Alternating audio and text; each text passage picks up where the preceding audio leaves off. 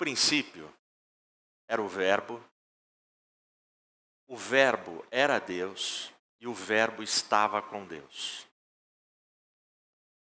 Essas são as palavras que o evangelista João escolhe para começar o quarto evangelho. Ele começa com essas palavras que elas são, para nós que temos o hábito da leitura, palavras comuns, mas na época foram palavras bem enigmáticas. Demócrito, um filósofo grego que viveu 400 anos antes de Cristo, ele tinha um pensamento muito interessante. Ele dizia que a palavra é a sombra da ação. A palavra, ela tem o poder de provocar uma ação. Qual seria a ação que provocou a sombra de João 1:1? Que foi o texto que eu acabei de citar para você. Justamente Gênesis 1. Em Gênesis 1, a gente começa a leitura da Bíblia com: no princípio criou Deus os céus e a terra. E a gente chega no versículo 3 do capítulo 1 de Gênesis, e a gente já percebe a palavra em ação. E disse Deus: haja luz e houve luz. Então, a palavra, ela vai acontecendo. E aí a gente tem ali, Gênesis 1 e 2, o princípio, a criação do planeta, do ser humano, esse mundo que a gente conhece. Só que a gente chega no capítulo 3, logo no versículo 15, nós já estamos vivendo depois da queda. E no versículo 15, tem ali uma sentença.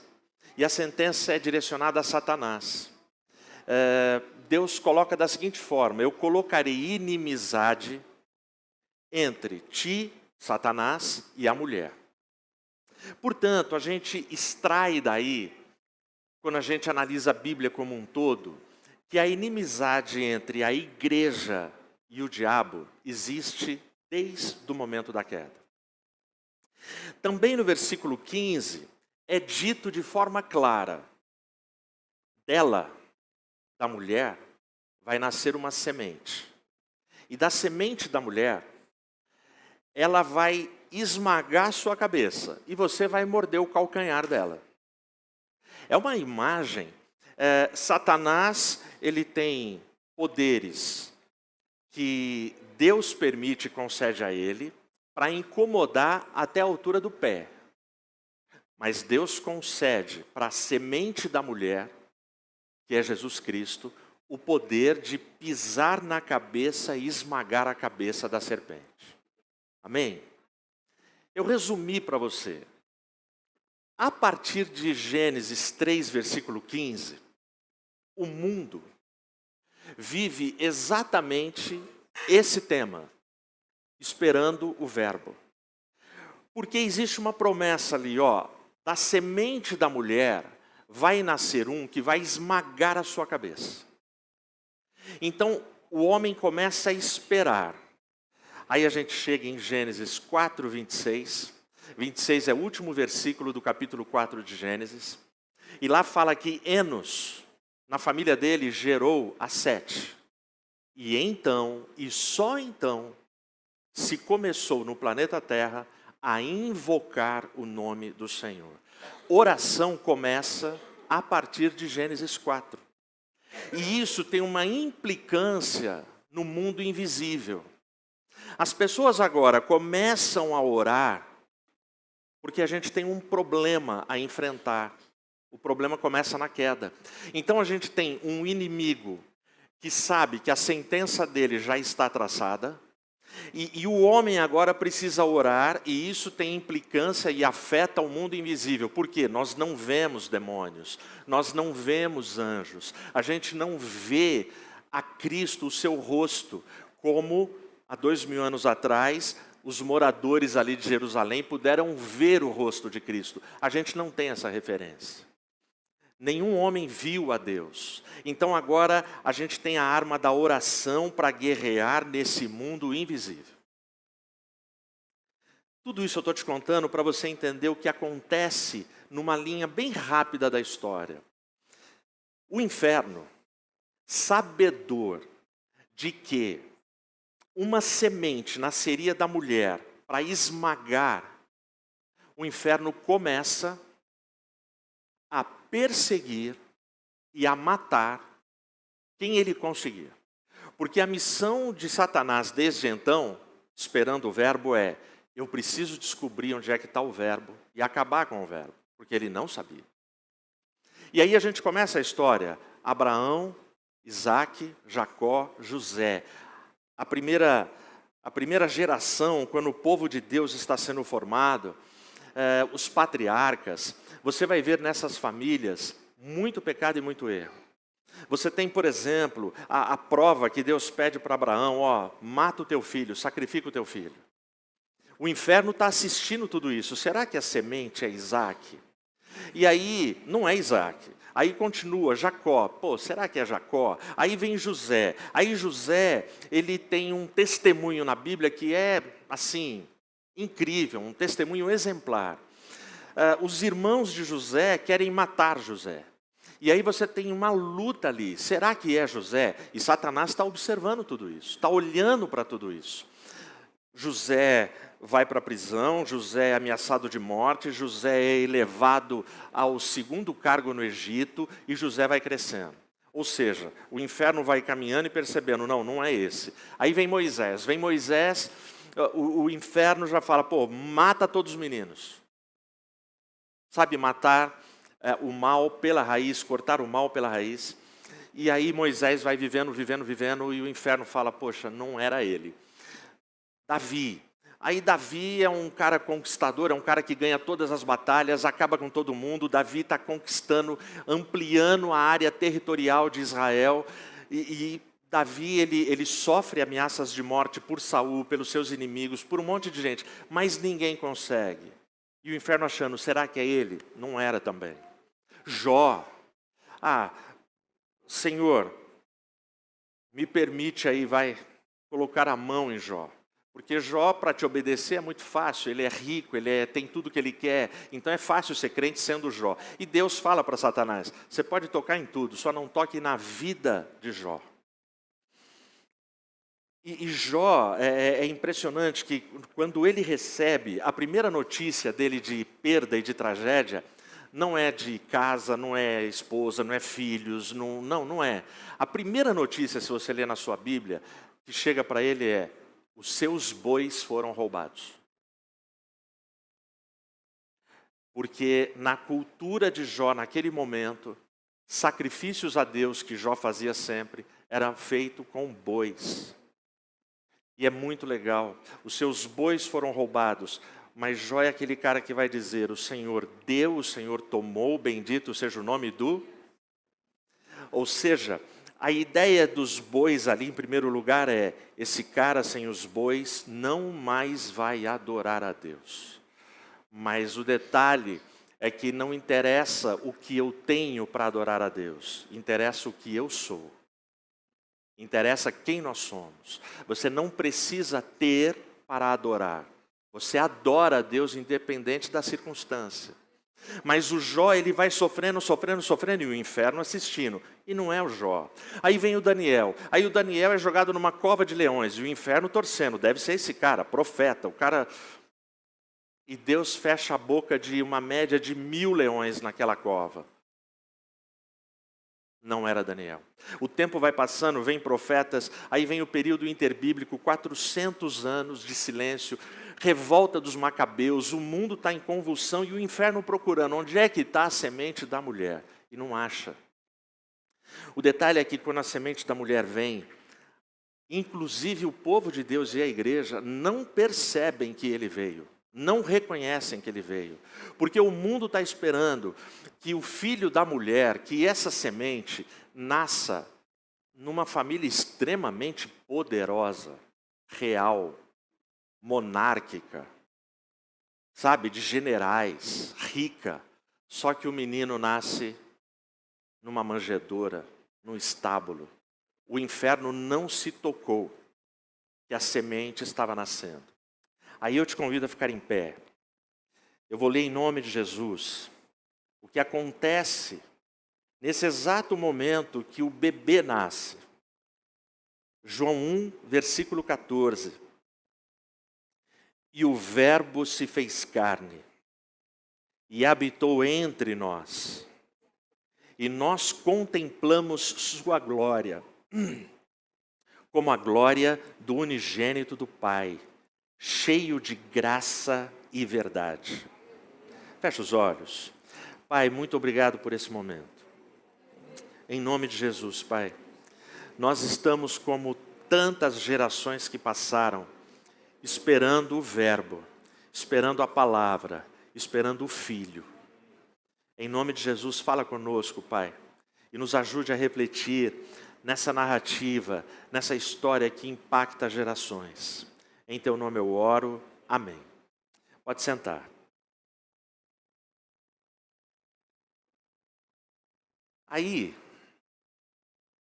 o bebê nasce, e continuando a minha história com vocês, o inferno não percebeu. Mas as notícias se espalham, hoje, em Belém, nasceu o rei dos judeus. Na cidade de Davi, nasceu o Messias. Aí o inferno continua sem entender onde é que está o menino e quem é o menino. Porque o menino nasce sem realeza, sem pompa, sem nada.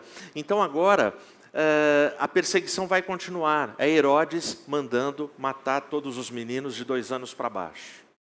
Então o menino continua sendo perseguido. Quando continua sendo perseguido, eu acho que o inferno só descobriu e teve certeza quando viu esse menino grande na cruz.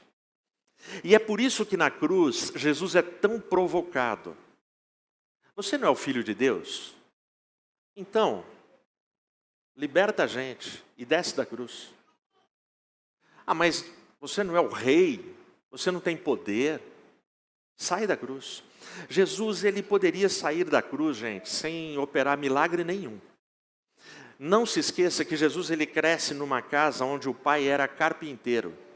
Jesus, ele pelo olfato, pelo cheiro, ele sabia que tipo de madeira era a madeira onde ele foi crucificado. Se era madeira verde, madeira madura, madeira mole, dura, que tipo de madeira era. Jesus, ele conhecia cada prego que estava nele. Jesus, ele sabia o movimento que ele deveria fazer para arrancar esses pregos. Jesus, ele poderia usar simplesmente habilidades técnicas para descer da cruz.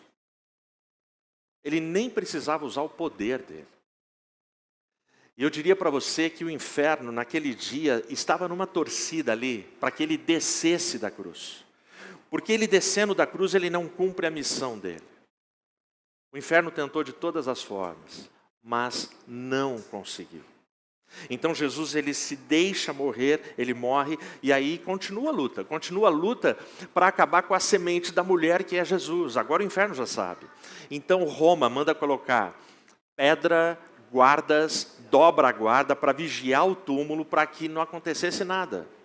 Aliás, Roma não acreditava na ressurreição. Até os discípulos não entenderam. Porque a ideia de Roma, quando manda vigiar o túmulo, é para que os discípulos não venham à noite, roubem o corpo e digam que ele ressuscitou. Só que 3 dias e 3 noites passam e o filho ressuscita. Aí o filho vai ao céu. E aí, aquela geração que estava esperando o Verbo, agora a primeira vinda se conclui, ele vai ao céu, e agora nós estamos aguardando a segunda vinda, e nós estamos aqui novamente esperando o Verbo. Agora que eu consegui te passar essa história completa, para a gente entender ela. O texto aqui, ele diz, o Verbo se fez carne e habitou entre nós. E eu já te falei que a opção do céu foi fazer esse bebê nascer numa família extremamente pobre. Pense em alguém pobre. Eu estou falando de alguém mais pobre do que esse pobre que você pensou. José e Maria, eles não tinham recurso, eles não tinham nada. mas é nessa família que ele nasce. Eu estava olhando como é que crescem as crianças no castelo, no palácio de Buckingham, na Inglaterra. Como crescem os filhos da rainha, os netos da rainha, os bisnetos da rainha.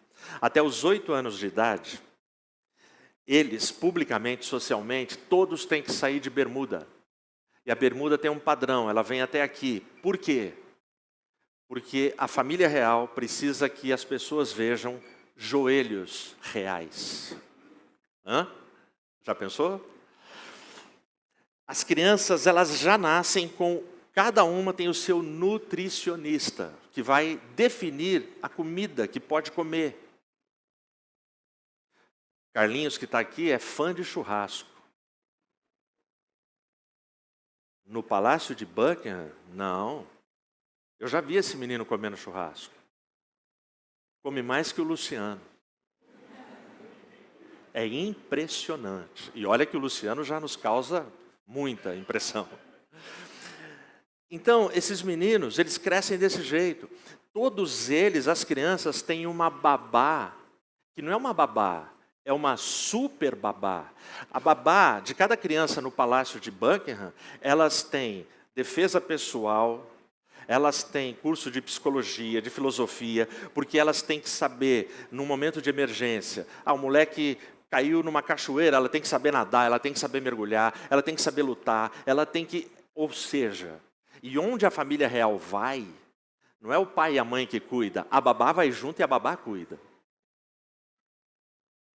Assim crescem as famílias. Depois dos 8 anos, aí não é mais bermuda, aí é calça. Vocês já viram fotos da família real, onde as crianças aparecem de terno e gravata?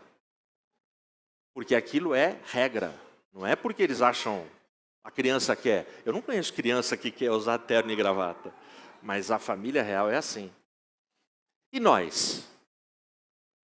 Como é que somos nós? Eu vou falar pela minha casa, você pensa na sua.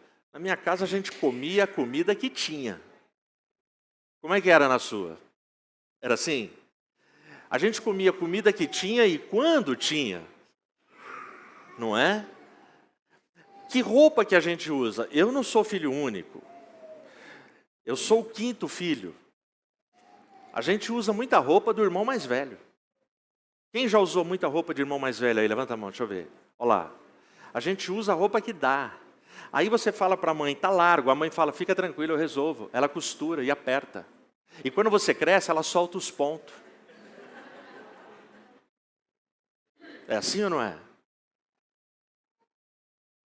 Eu cresci sem ter a assessoria de psicólogo. Psicólogo para mim era uma havaiana. E para você? Entendeu? A minha mãe falava assim, pode vir tranquilo, não vai acontecer nada. Não é assim? A gente cresce de outro jeito. A gente cresce numa situação muito diferente daquela. E a opção de Jesus é essa. E o Verbo se fez carne e habitou entre nós. Ele veio habitar entre nós. E ele aceita essa humilhação de entrar nas nossas casas. Eu me lembro quando nós estivemos numa convenção no norte da FUMAP. E eu lembro que eu e a Rê, quando nós chegamos, o pastor Abimael já estava lá há alguns dias. E ele tinha ido na casinha, que hoje é uma igreja nossa, que é a casinha onde morava a família do pastor João Augusto, e onde ele, no dia 24 de janeiro de 1932, foi batizado no Espírito Santo. E o Abimael, ele estava contando para a gente que mostraram para ele uma foto quadradinha, pequenininha, preto e branco, sabe aquelas fotos antigas? Que todo mundo aí tem em casa? E era a foto da casinha. E no verso da foto estava escrito à mão pelo pastor João Augusto. E a frase do pastor João Augusto na foto era assim: Jesus não teve vergonha de entrar na minha casa. Amém?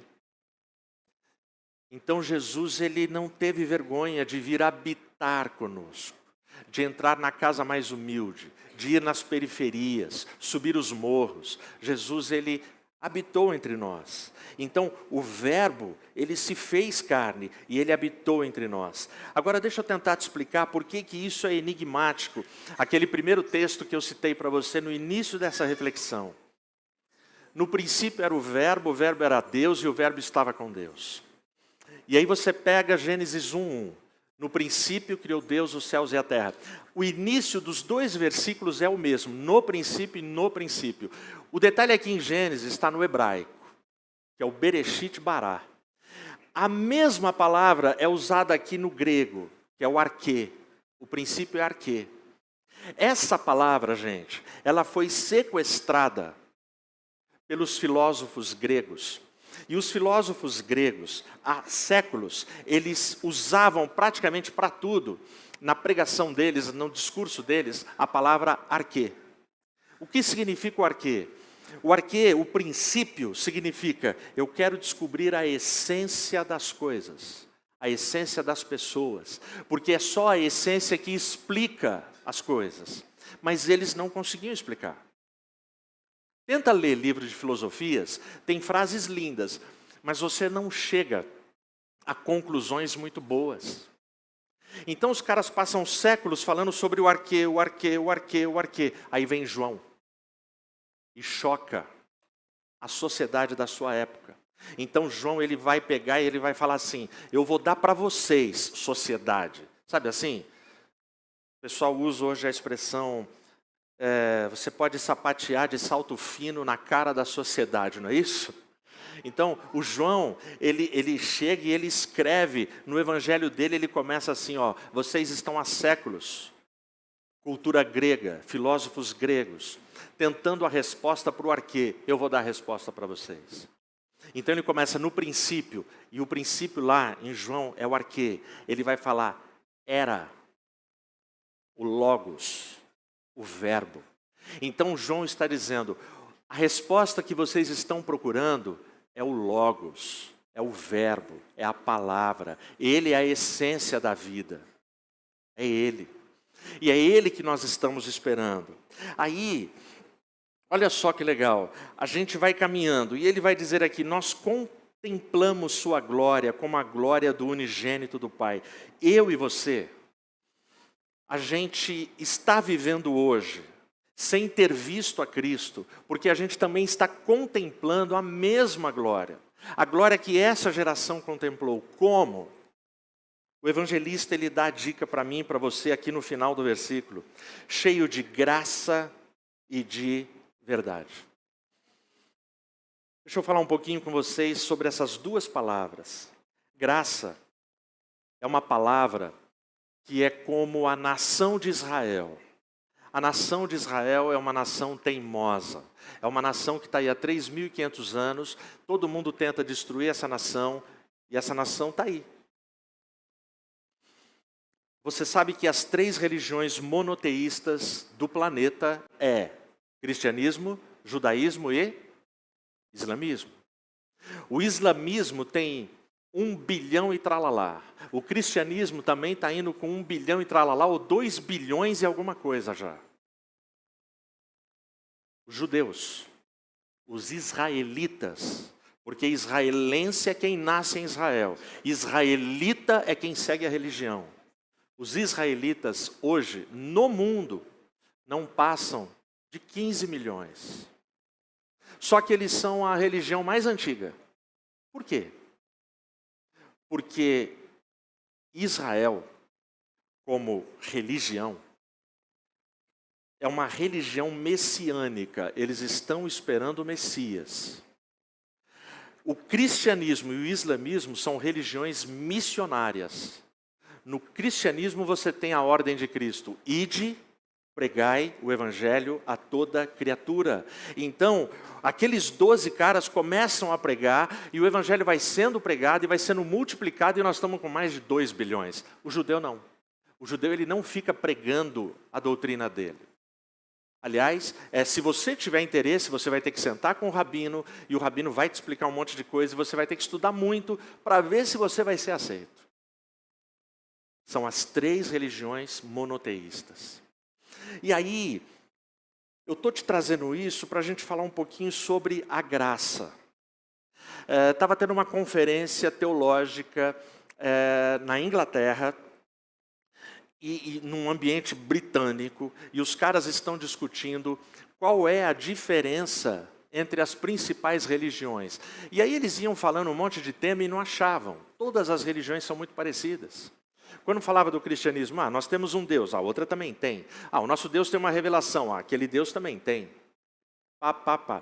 E a história é muito legal, porque no meio do debate acalorado, quem chega? C.S. Lewis. C.S. Lewis, quando chegou, ele viu o debate e ele perguntou, o que está acontecendo? Por que está todo mundo assim tão bravo aqui? Aí falaram para ele, que está tentando descobrir qual é a diferença do cristianismo para as demais religiões. E C.S. Lewis, ele deu uma risada e falou assim, essa é fácil, a diferença é a graça. Quando ele falou com tanta simplicidade, as pessoas falaram, não é possível, e começaram a estudar as características da graça. Toda a audiência unanimemente concordou. De fato, só o cristianismo tem a graça. Só o cristianismo tem a graça, o amor incondicional de Deus pelo pecador. Só o cristianismo. Eu vou te dar um exemplo de uma história real que aconteceu na Espanha. Um pai, desesperado por conta do filho que foi embora. O relacionamento entre aquele pai e aquele filho nunca tinha sido bom. E esse filho foge para Madrid. Esse pai não aguentava mais. Aí esse pai, eu estou falando de uma época que não tem internet, não tem WhatsApp, não tem celular. Esse pai, ele paga e coloca um anúncio de meia página, garrafal, no principal jornal que circulava por lá. E o anúncio dele era assim, Paco era o nome do filho. Paco, me encontre terça-feira no restaurante Montana, ao meio-dia. Está tudo perdoado, meu filho. Papá. Publicou o anúncio. Chegou terça-feira, meio-dia. O pai do Paco, o papá, ele chega. Quando ele chega, ele tem uma surpresa. Paco é mais ou menos como João, Pedro e José aqui no Brasil. Quando ele chegou lá, tinha 800 Pacos procurando o papai. É engraçado, mas é trágico. Isso significa que tinha 799 Pacos em litígio, em briga com o seu pai, e todos ficaram emocionados, iludidos, achando que era o seu pai. Isso é graça. O pai do Paco de verdade, ele lançou mão da graça para se aproximar do filho dele, para falar com o filho dele. Ele chama o filho dele, está tudo perdoado, vem. Graça, gente, é uma palavra que ela resiste, ela não envelheceu. O significado dela não foi perdido. Você pode pensar assim, que bobagem, pastor Ed, você está falando um negócio aí que é tão... Não é. Para você pensar o que está acontecendo na guerra lá no Oriente Médio. O nome Israel foi mudado para Palestina no século II. Nós estamos a séculos de distância do que aconteceu lá, mas ficou oficial para a opinião do mundo que lá é a Palestina, porque mudou o nome. A palavra amor foi sequestrada. Amor já não significa mais a profundidade do que continua significando na Bíblia. Amor hoje se presta para muita coisa. Então, preste atenção na violência que se faz com a nossa gramática. A palavra mal usada, ela vai ser usada contra você, contra a sua fé. Percebe? Então, o graça aqui, cheio de graça e de verdade, eu e você somos alvos da graça. A gente só está aqui por causa da graça. Nunca foi sobre nós, nunca foi sobre o nosso mérito, nunca foi sobre a nossa capacidade, nunca foi. Sempre foi a graça. Porque na linguagem bíblica, o que eu e você somos, o elogio mais fantástico que a Bíblia faz para mim e para você é: vocês são pecadores. Eu sou pecador. Pecadores pecam, pecadores decepcionam, pecadores falseiam olhares, sorrisos, palavras. Pecadores. Então, a gente encontra essa situação. Aí ele vem e fala, a glória dele, ela é vista, cheia de graça e de verdade. Vai na sua Bíblia aí, Marcos capítulo 15. Para a gente falar sobre verdade. Olha esse momento. Olha essa situação aqui, versículo 37, 38 e 39, Marcos capítulo 15. E Jesus, gritando em alta voz, rendeu-se ao Espírito. E o véu do templo se rasgou em dois, de cima para baixo. E o centurião, que estava defronte dele, vendo-o gritar e render-se ao Espírito, disse: verdadeiramente este homem era o Filho de Deus. Por que eu estou citando essa passagem?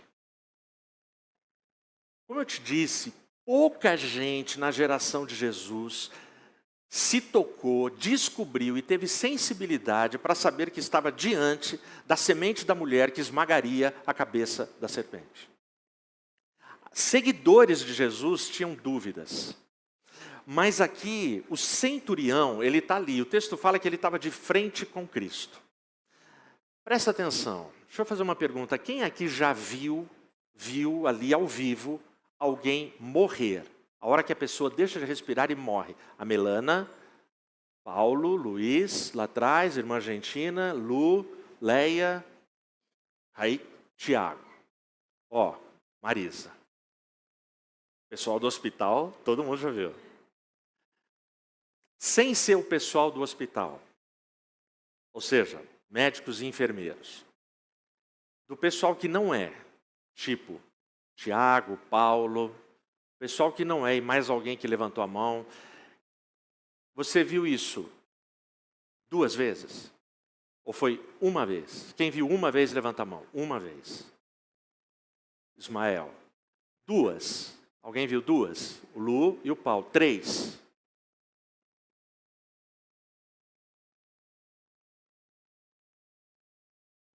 É muito pouco que a gente vai ver.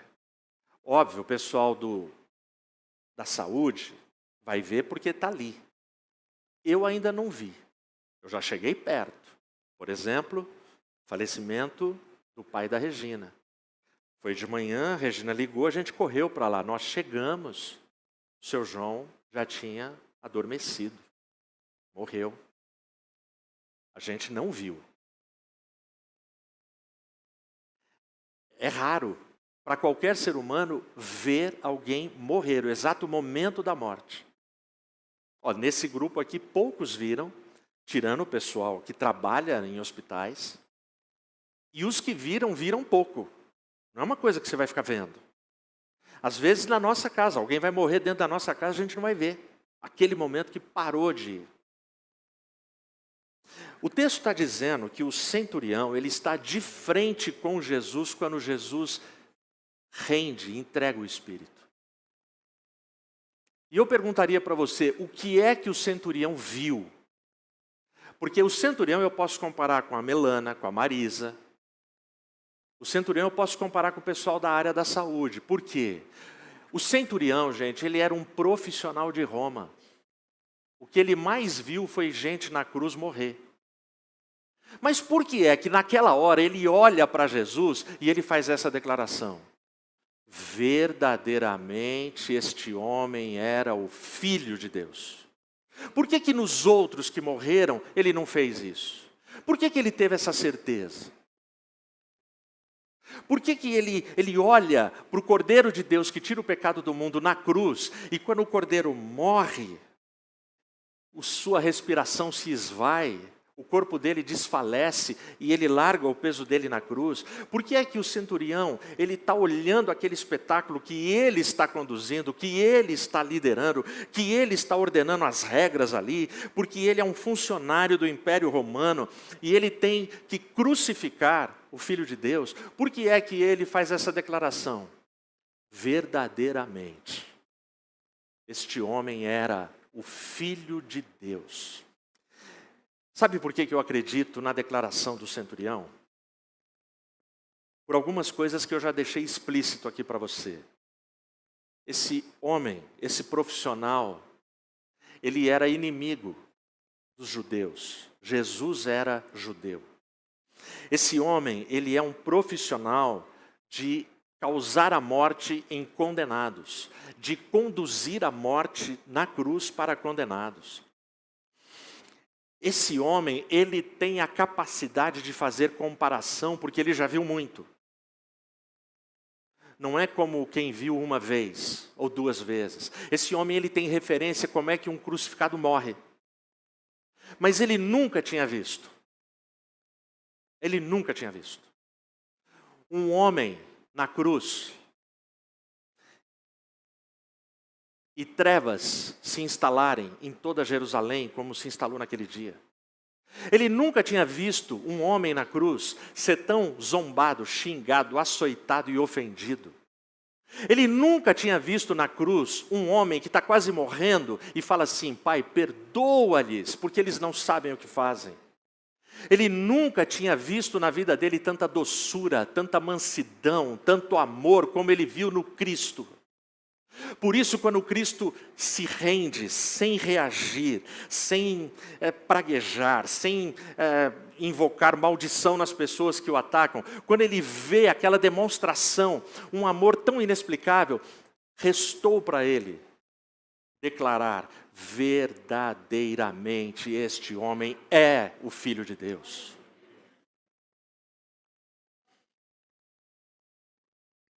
Graça e verdade. Graça e verdade. A gente vai precisar viver com graça e verdade. E a gente vai precisar olhar pelo mundo invisível no nosso semelhante. Eu preciso encontrar graça e verdade na Rê. Graça e verdade nos meus filhos, nos meus pais, nos meus irmãos, nos meus netos, em vocês. Eu preciso ser impactado com graça e verdade na minha família da fé. Porque é assim que eu contemplo e creio no verbo que eu estou esperando. Porque o verbo muda a nossa forma de ser e o nosso jeito de agir. O verbo que se faz carne e que vem viver entre nós. E aí, o evangelista, o mesmo João, no capítulo 14 aqui do seu evangelho, as primeiras palavras: não se turbe o vosso coração. Credes em Deus, crede também em mim. Na casa do meu pai há muitas moradas. Se não fosse assim, eu vou-lhe teria dito: eu vou preparar-vos lugar. E quando eu for e vos preparar lugar, eu voltarei novamente. E vos recebereis para mim mesmo, para que onde eu estiver, ali possas estar vós também. E para onde eu vou, vós sabeis. E o caminho, vós conheceis. Aí Tomé entra em cena. Tomé disse: Senhor, nós não sabemos para onde vais. E como nós podemos conhecer o caminho? Jesus acabou de afirmar: vocês sabem o caminho. Tomé vem e fala: não. E a resposta de Jesus é um dos textos mais famosos da Bíblia. Disse-lhe Jesus, o 6, eu sou o caminho, a verdade e a vida. Ninguém vem ao Pai, senão por mim. Amém? Ele é o caminho. Ele é a verdade. Ele é a vida graciosa. É por causa dele, gente, é por causa de Cristo que eu e você, a gente tem a capacidade de estar vivendo sem ver, aguardando, esperando o verbo. A gente só vem numa igreja porque a gente está esperando o verbo. A gente só faz o que faz em termos de igreja porque a gente aguarda o verbo. Porque a gente crê na segunda vinda de Jesus Cristo. Porque a única coisa, o único evento que pode resolver todas as questões políticas, econômicas, espirituais desse mundo é a chegada do Filho. Tudo que eu e você fizermos para aplacar a dor, para melhorar a vida do nosso próximo, são paliativos, são soluções momentâneas. Novos problemas virão. Mas se você espera no Filho, o Filho vem vindo buscar a sua igreja. A gente só consegue fazer isso no contexto de sermos aquilo que a Bíblia fala que nós somos. Nós somos a noiva, Ele é o noivo. Portanto, glória com graça e verdade, eu preciso manifestar no meu dia a dia. E onde é o meu dia a dia? Já falei para vocês. É na minha casa e você na sua casa.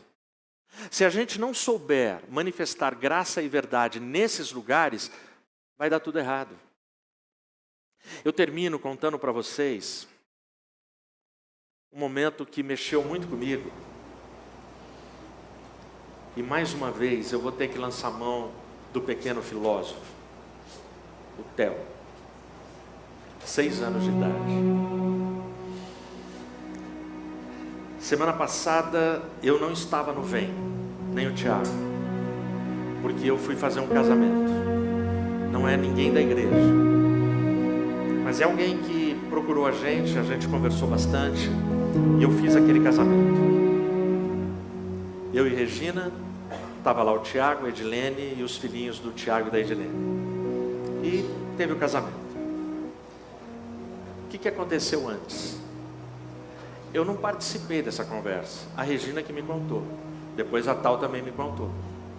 Acho que estava a Rê, você e o Theo. Só vocês 3, né? A Regina e a Tal estão conversando. As crianças estão brincando. E aí, falando, conversa que toda família tem, da agenda do final de semana. Como é que vai ser tal dia? À noite, vocês vão lanchar em casa, não vai? Pizza, entendeu? Aquelas conversas que toda família tem. Aí a Rê falou, foi a Tal, alguma coisa assim. Sábado à tarde então vocês não estão no Vem, porque o Ed vai fazer um casamento. O Theo estava brincando. Quando falou o Ed vai fazer um casamento, o Theo na hora parou de brincar. Virou, fechou a cara, bravo, muito sério. Olhou para as duas e falou assim: por que é que o vô vai casar?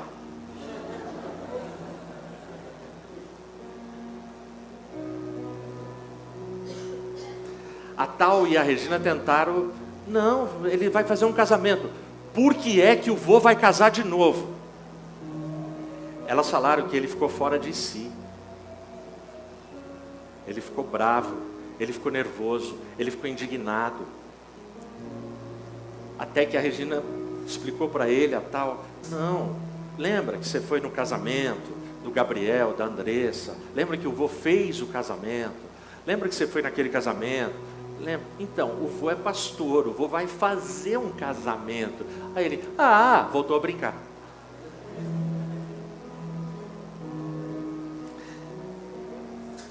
Foi emocionante, sabe? Por quê? A gente não fica explicando coisas profundas para as crianças. Mas se a palavra é a sombra da ação, como disse Demócrito, o Theo ele está crescendo e ele está vendo. E ele já entendeu, sem que explicasse para ele, o que é natural. Natural é que o avô dele ame e seja fiel à avó dele.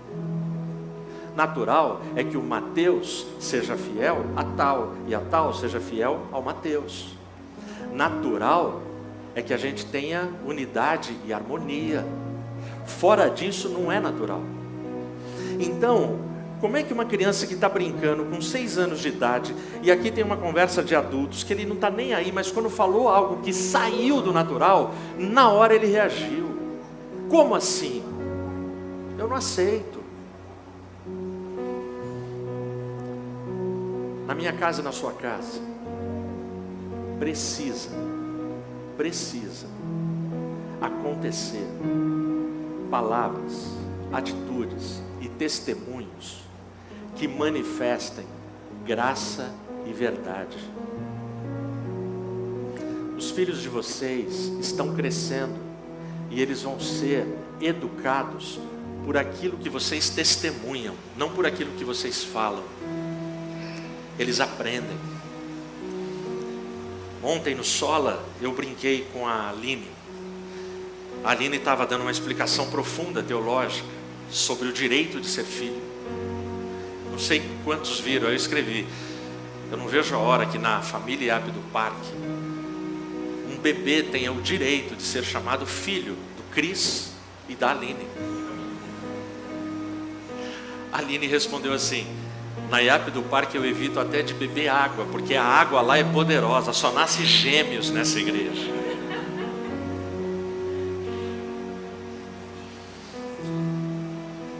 Filhos são graça e verdade. Eu lembro do meu filho entrando na minha casa e me levando para o quarto. Pai, eu e a Tal, a gente está grávido de novo. Ele chorava, gente. Eu chorava. Eu dei um abraço nele e falei o que a Regina falou e outras pessoas falaram. Eu falei: filho, fique em paz. Filho é bênção. E cara, nasce porque Deus quer. Porque os dois falando assim: a gente tomou todos os cuidados, a gente não sabe o que a gente fez. Eu falei: outro dia eu explico. Outro dia eu conto para vocês o que vocês fizeram.